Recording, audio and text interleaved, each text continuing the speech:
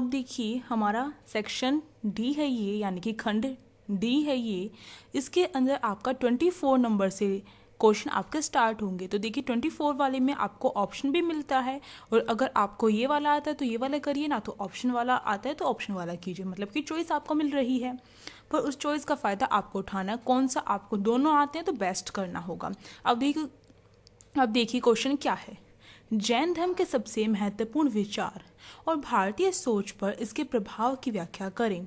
यानी कि जो जैन धर्म है उसकी जो शिक्षा दी जाती थी, यानी कि जो जैन धर्म के सिद्धांत है या शिक्षा है, उसके जो महत्वपूर्ण विचार हैं, जो उसके सिद्धांत होंगे वही उसके महत्वपूर्ण विचार हैं जैन धर्म के। उनसे जो भारतवासी हैं उनकी सोच पर किस प्रकार से प्रभाव पड़ा है उसके बारे में हमें बताना है।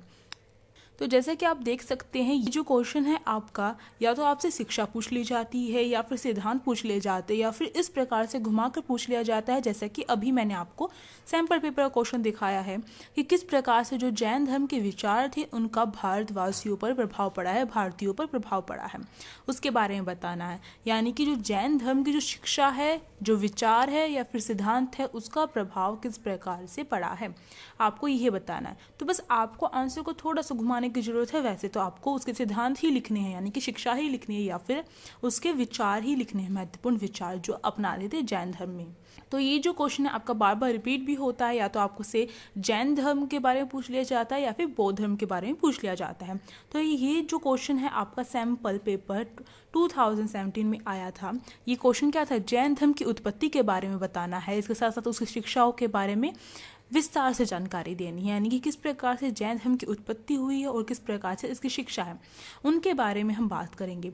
इससे आपका ये क्वेश्चन भी तैयार हो जाएगा। और जो अब की बार 2020 से 2021 के लिए जो सैम्पल पेपर रिलीज हुआ है उसमें जो क्वेश्चन है आपका वो भी कवर हो जाएगा। तो देखिए बस आपको इसमें थोड़ा सा एक्स्ट्रा पढ़ना होगा इसकी उत्पत्ति। तो जैन जो धर्म है, जो जैन के जो मूल सिद्धांत है जैन धर्म के, वो छठी शताब्दी से ही क्या थे, छठी शताब्दी ईसा पूर्व से ही क्या थे, वह विद्यमान थे। यानी कि जब महावीर का जन्म भी नहीं हुआ था, क्योंकि महावीर क्या है इसके प्रमुख जो माने जाते हैं, तो इनका जन्म भी नहीं हुआ था, उससे पहले भी क्या है जैन धर्म के जो सिद्धांत थे, जो विचार थे, वो प्रचलन में थे। और कहाँ थे, विशेषकर उत्तर भारत में ये प्रचलित थे। जो जैन परंपरा के अनुसार जो महावीर है, अब आपके मन में प्रश्न आया होगा ये महावीर कौन है, हमें पता चल गया महत्वपूर्ण है जैन धर्म के लिए। तो ये महावीर कौन थे, जो महावीर है वो क्या थे, 24वें शिक्षक थे जैन धर्म के, यानी कि तीर्थकर थे। और इनसे पहले 23 शिक्षक हो चुके थे, यानी कि जैन धर्म की शुरुआत छठी शताब्दी से मानी जा सकती है। महावीर से पहले 23 शिक्षक रह चुके थे जिन्हें तीर्थकर कहा जाता है। तीर्थकर क्या है, तीर्थकर का अर्थ होता है वे महापुरुष जो लोगों को जीवन की नदी के पार पहुंचाते हैं, यानी कि उन्हें सही रास्ता दिखाते हैं, जो जैन धर्म के जो सिद्धांत हैं उन्हें बतलाते हैं और एक सही रास्ते पर लेकर चले जाते हैं। महावीर ने अपने से पहले तीर्थकरों की शिक्षाओं को आगे बढ़ाया। तो जो महावीर है वो चौथे महावीर कौन से हो गए, तीर्थकर, वो 24वें तीर्थकर थे, यानी कि 24वें शिक्षक थे। अब जो जैन धर्म की शिक्षा दीक्षा है या फिर जो महत्वपूर्ण विचार हैं वो आपके यहाँ हैं, और इनसे किस प्रकार से भारतीयों पर प्रभाव पड़ा है के बारे में भी यहीं पर चर्चा होगी। तो देखिए ध्यान से, जो जैन धर्म है उसकी सबसे महत्वपूर्ण अवधारणा की बात की जाए, यानी कि सबसे महत्वपूर्ण विचार की बात की जाए, तो सबसे पहला विचार उसका यह था कि ये सारा का सारा संसार है वो क्या है, सजीव है। और अभी भी जो जैन धर्म को अपनाते हैं उनका मानना यही है कि जो संसार है वो क्या सजीव है, यानी कि उनमें भी जान है। चाहे छोटे से छोटा कोई जीवाणु हो, चाहे बड़ा से बड़ा कोई जीवाणु हो, उनमें भी क्या है, जान है। इसका मतलब किसी की भी हत्या नहीं करनी चाहिए, सब में क्या होती है, जान होती है।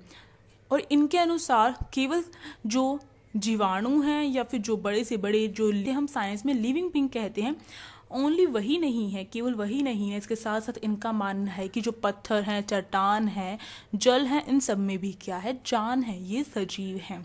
तो इन्हें भी जितना हो सके संभाल कर प्रयोग करना चाहिए। इसके साथ साथ इनका मानना है, तो इसका प्रभाव भारतीयों पर किस प्रकार से पड़ा, ये पहला जो सिद्धांत है इसका प्रभाव इस प्रकार से पड़ा, का सारा संसार सजीव मानना। एक तरीके से देखिए मूर्ति पूजन, जो मूर्ति पूजन है उसमें हम भगवान का वास मानते हैं, ईश्वर का वास मानते हैं, तो उसे भी सजीव सजीव मान रहे हैं, कहीं ना कहीं हम ध्यान से प्रभावित होकर हमारे अंदर एक मानवता उत्पन्न हुई है कि जो संसार है वो सजीव होता है और कि छोटे से जो छोटा जीवाणु होता है उसकी भी हत्या नहीं करनी चाहिए। तो मानवता का भाव इससे उत्पन्न होता है भारतीयों में। तो आप जैसा समझते हैं आपको वैसा लिखना होगा इसके अंदर कि देखिए अगला जो सिद्धांत है जैन धर्म का या फिर विचार है वो है अहिंसा का। अहिंसा का क्या होता है? अहिंसा होता है जैसे कि गांधी जी थे वो भी क्या थे, इससे प्रभावित थे। गांधी जी का भी मानना था अहिंसा, तभी तो हमारा जो भारत है वो हिंसा ना करके अहिंसा से आज़ादी की तरफ बढ़ा। इसका मतलब गांधी जी का आपने डायलॉग बहुत बार सुना होगा कि अगर आपको कोई एक थप्पड़ मारे तो आप अपना दूसरा गाल आगे करिएगा, जिससे क्या है वो खुद ही शर्मा कर क्या है वो दूर हो जाएंगे। और ऐसा इंसिडेंट क्या है गांधी जी के साथ हुआ भी है। तो अहिंसा का जो सिद्धांत है इसके द्वारा प्रभावित हुए भारतीय, इसमें आप एग्जाम्पल दे सकते हैं गांधी जी का, मतलब कि किसी प्रकार की कोई हिंसा नहीं करनी चाहिए, कोई खून खराबा नहीं करना चाहिए, यहाँ तक कि जो कीड़े मकोड़े हैं, जो पौधे हैं, उन्हें भी नुकसान नहीं पहुँचाना चाहिए। तो ये जैन धर्म के अंदर था और इससे प्रभाव कैसे पड़ा आप सभी जानते हैं। हम गांधी जी का यहाँ पर एग्जाम्पल दे सकते हैं। इसके साथ साथ अब ये देखिए इसका थर्ड वाला जो पॉइंट है, इनके अनुसार जो जैन धर्म का विचार है या सिद्धांत या जो शिक्षा है उसके अनुसार क्या है, जो जन्म और पुनर्जन्म का चक्र क्या है कर्म के आधार पर निर्धारित होता है। यानी कि जो व्यक्ति जन्म लेते हैं और जो इस दुनिया को छोड़कर चले जाते हैं यानी कि मर जाते हैं, उसके बाद वो दोबारा से जन्म लेते हैं, उसका जन्म कौन सी योनि में होगा उसका निर्धारण किस प्रकार से होता है, कर्म के द्वारा होता है। तो इससे कहीं ना कहीं जो भारतीय हैं या फिर जो मनुष्य हैं, अगर भारतीय ना कहकर मानव के ऊपर पूछा जाए तभी भी आप यही लिखेंगे, हम अपने से रिलेटेड करके चलेंगे। तो जो मानव है या मनुष्य है या भारतीय है उनके अंदर भी कहीं ना कहीं ये बात स्पष्ट है कि जो जन्म और पुनर्जन्म का जो चक्र है वो चलता है और उसके लिए हमें कहीं ना कहीं कर्म करना होगा। हमें कर्म करना होगा तभी हमें क्या है, हमें सही जीवन अपना जैसा हम कर्म करते हैं उसी का फल हमें मिलता है। इसी को कहीं ना कहीं हमने अपने जीवन में अपना भी रखा है, तभी हम सत्कर्म करते हैं, सही कर्म करते हैं। तो ये भी आपको यहाँ पर कवर हो रहा है। अगला देखिए, अगला इनके 5 सिद्धांत थे आपको याद। अगला देखिए, अगला जो सिद्धांत है या शिक्षा थी, 5 थी इनकी शिक्षाएं, आपको पाँचों की पाँचों याद रखनी है। अगली शिक्षा थी मुक्ति के लिए संसार का त्याग करके विहरों में निवास करना चाहिए। तो जो मुक्ति के लिए संसार का त्याग करना यानी कि मुक्ति प्राप्त करने के लिए ये जो जन्म और मरण का चक्र है इससे मुक्त होने के लिए हमें क्या है, विहरों में निवास करना चाहिए, यानी कि सब कुछ छोड़ छाड़ कर विहरों में निवास करना चाहिए। इससे तो कम प्रभावित है हमारे यहाँ के जो भारतीय हैं। तो ये जो सिद्धांत है आप इसके अकॉर्डिंग नहीं लिख सकते हैं। अगला देखिए, अगला जो है जैन साधु और साध्वी 5 व्रत करते थे।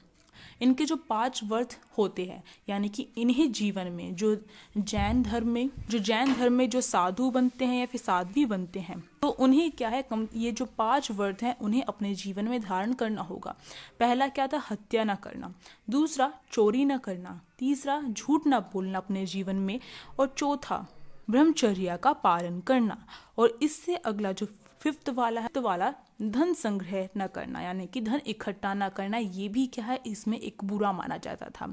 और ये इसका मतलब है कि जितने धन की आवश्यकता हो उससे, जितने धन से आप खुश रह सकते हो, खुश रहना नहीं, जितने धन से आपकी संतुष्टि हो सकती है उतना ही धन आपके लिए सही होना चाहिए। इससे ज़्यादा अगर धन होगा तो वो क्या है, लोभ होता है, लालच को बढ़ावा देता है, जो कि गलत है।